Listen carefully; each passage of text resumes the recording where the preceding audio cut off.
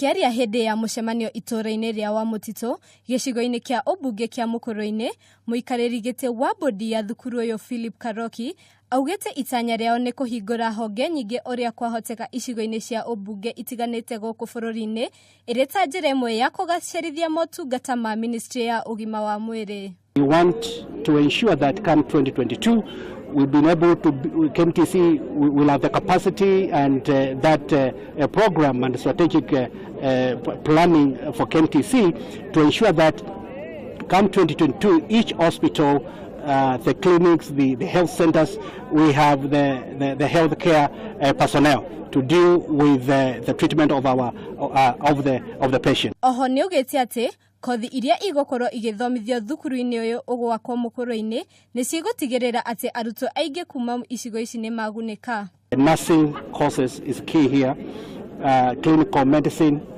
nutrition, orthopedic, because of the accidents of the from motorcycles and so forth. And so this will be the needed courses as we've been briefed. Mũmbunge wa gĩcigo gĩkĩ Anthony Kiai nĩ araugire kũhingũrwo gwa thukuru ũyũ nĩ gũkũhingũra mĩeke mĩingĩ ya mawĩra kũrĩ aikari. KMTC board yakuo nĩ magũtũhe expertise, nĩ magũtũhe arutani na nĩ magũcoka matũhe arutwo kuma mĩena na mĩena. No igũrũ rĩa ũguo tũrĩambagĩra na arutwo kuma Mukurwe-inĩ. Ndeto ĩno nĩ yamũkĩrĩtwo na gĩkeno nĩ aikari a Mukurwe-inĩ makiuga ĩgũkorwo arĩ kĩguni kĩnene kũrĩ o. Handũ-inĩ ha KMTC, njĩtawa Ngari wa Mwangi.